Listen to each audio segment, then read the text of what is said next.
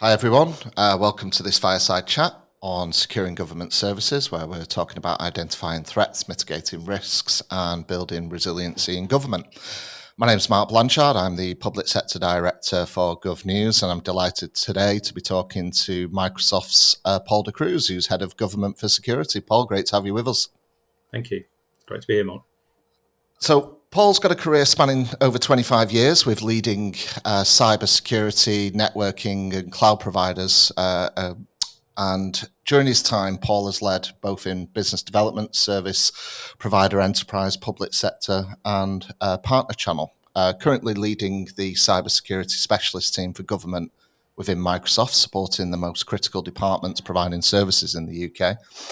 Paul is chartered with the Institution of Engineering and Technology and is additionally part of Microsoft's leadership team supporting and developing cybersecurity skills within the UK. So it's really looking forward to today's chat. So within these talks, we've been looking at how in today's digital connected world, government organisations are constantly facing a growing number of cybersecurity threats. And to safeguard their sensitive data and critical infrastructure, it's essential to adopt robust cybersecurity measures and improve posture. So this set of talks has been designed to provide our listeners with a better understanding of the cyber assessment framework, but also to equip organisations with knowledge to effectively assess and enhance their strategies, as well as any resiliency solutions that they adopt. So, Paul, to start with, tell me a little bit more about who you are, the role within Microsoft that you have, and how Microsoft is supporting the public sector with its cyber requirements. Sure, thanks, Mark. So I think you did a good intro on my background there, but I spend quite a lot of time with government customers in various different areas. May it be local, regional government, maybe central government, maybe wider kind of agencies like police, law enforcement, justice, etc. So I get quite a good perspective of discussions in this area, and cyber resilience is a big thing right now.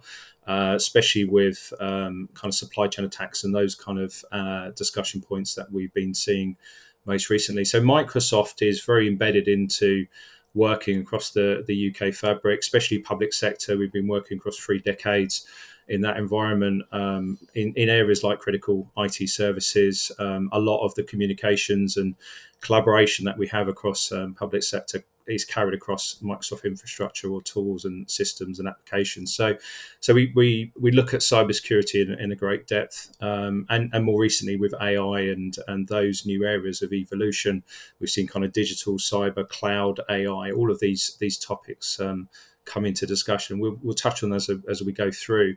But kind of focusing on what are the bodies that we get involved with to try and improve cyber hygiene for our customers as well. So we work very closely with the NCSC, develop joint guidelines to support our customers. You may have seen the Good, Better, Best guide for Office 365 as an example. A lot of our customers are then using that as a way to implement the security controls around that. We've been involved in the recent updates around the government security classification as well, and we've been heavily involved in Cyber UK and kind of sharing those best practices through sponsorship there. Most recently, with the latest Cyber UK, we were talking about Ukraine and experiences there and how we could share information on that kind of nation state threat as well. We get involved in the kind of national cyber advisory boards. I get involved quite closely with the resilience centres with the police cyber network, and also most recently the AI Safety Summit, where we're really looking at the responsible use of AI. So again, this kind of applies quite well to CAF when we're thinking about these frameworks and working at helping advise customers as well. Mm. So in what areas specifically of CAF does Microsoft help and increase resiliency for its government customers? Yeah, so we're very supportive of frameworks. There's a lot of different frameworks. I mean, I was at an event recently and I got that question about NIST and what does that mean and the recent changes. And I mean, in government, if you look at it in general, we have been improving those standards. Like, Cyber Essentials is a great example, very much involved in that in the early creation as well. But, we've got all of this out there, and I think the biggest thing to think about in the different departments is how does it apply to you as a department? How can you improve on your cyber resilience? So where we look at it, I suppose, as Microsoft. There's a number of areas that we can lean in and help on the CAF side.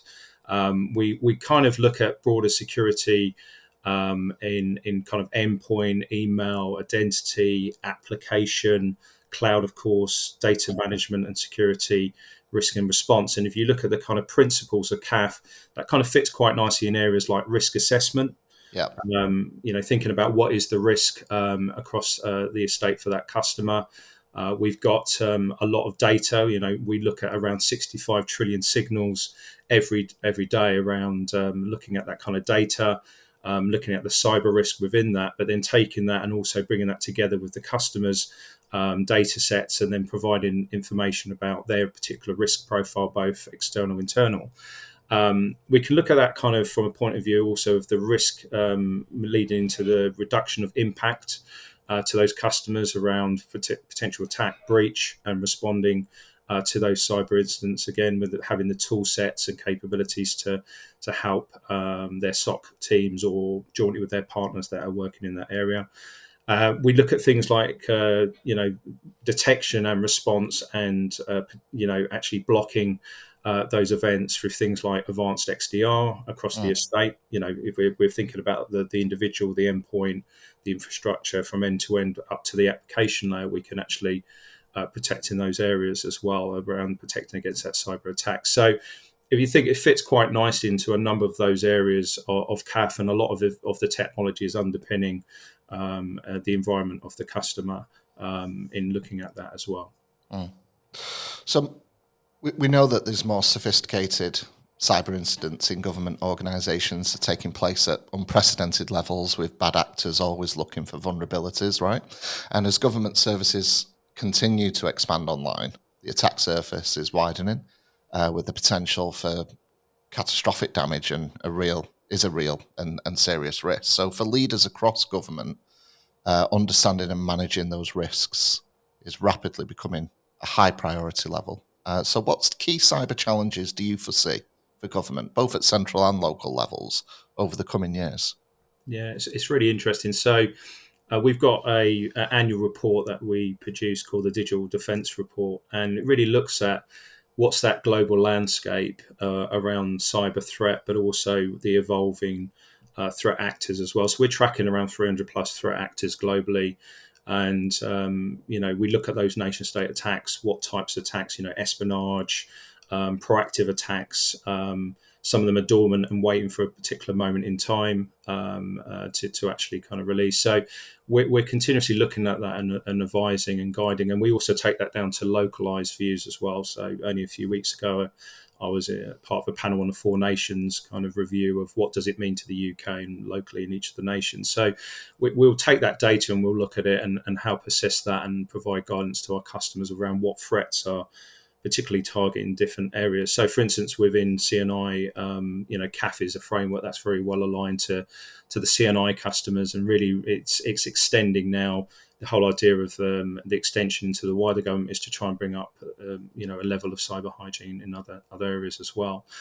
So the kind of threats that you think in there, they are evolving, but there is also still quite a lot of low kind of bar areas that can be addressed. We still find, if you look at the report, and you'll get links to download that post the session. But if you think about things that we can improve cyber hygiene around, just think of simple things like MFA, multi-factor authentication, zero trust principles, so just giving people access to areas of information which they should have access to based on their role and responsibility within the organisation.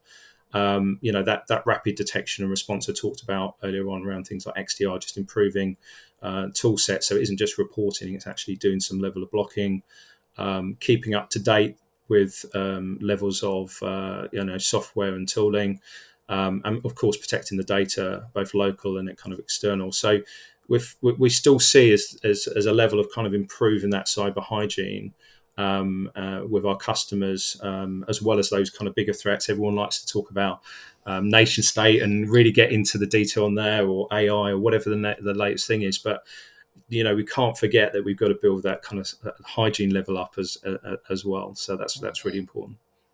Okay. So finally, talk to me about the relationship that Bytes have with Microsoft and what that partnership offers the UK public sector when looking to increase resiliency and minimise cyber risks. Yeah, so I think it's a real evolving world around kind of cyber. So, for instance, I just mentioned AI there. I can't kind of move on straight into this bit without sort of talking about the fact that those threats are evolving, but then the tooling, the capabilities to help against that are also expanding with things like co-pilots, AI, and security co-pilots. So we're seeing those kind of use of that tool sets really helping our customers. And the reason why that fits nicely into sort of relationships that we have with the likes of Bytes and helping our customers resolve cyber challenges is it's an example of the technology. The cyber risk is always evolving. So really you need to be working with partners that are keeping ahead of where that is, are keeping abreast of what's happening within the cyber domain, and helping you as the customer use those latest tool sets in the right way to kind of thwart that cyber threat. So with Bytes in particular, we've got a very strong relationship. Again, Bytes is very well versed in public sector and the challenges of public sectors. I think in general, if you look at public sector as well, there are challenges around different levels of spend versus the risk in different departments. And really, from the point of view of that, it's working with a partner that understands that and puts in the right controls and tooling against the kind of background of the actual capabilities to spend as well against those risks. So, Bytes, for instance, is a managed service partner with Microsoft, a CSI partner. So, fully qualified in that area, qualified around the areas of cloud security. So, again, cloud, that kind of cloud first policy in government. I remember that coming out, and that brings with it a lot of security controls and capabilities that you need there. So again, Bytes having that accreditation helps. Identity and access management, again, a key area of security controls in improvement areas, and of course threat protection. So these are all areas that Bytes have solution designations around. And I'd say the way that I would see customers working with Bytes and Microsoft moving forward is, if you look at it from a CAF lens as well, really what we can do for the Bytes kind of consultancy services engagement is do an assessment against those principles for customers, so that they can really interpret the principles within their organisation as a format of a cyber assessment workshop. Really compare where that organisation stands, is where's the gap analysis, looking at where you can prioritise resolving some of those challenges. And at what point, what's the timelines and roadmap to do that, to implement and remediate. So I think, those are things that I'm seeing really work within public sector, especially, partnerships like Bytes, and kind of going with our customers and helping raise that cyber hygiene and doing it in the right priority levels as well. Paul de Cruz at Microsoft, thank you very much for talking to me. Okay, thanks for your time today, Mark.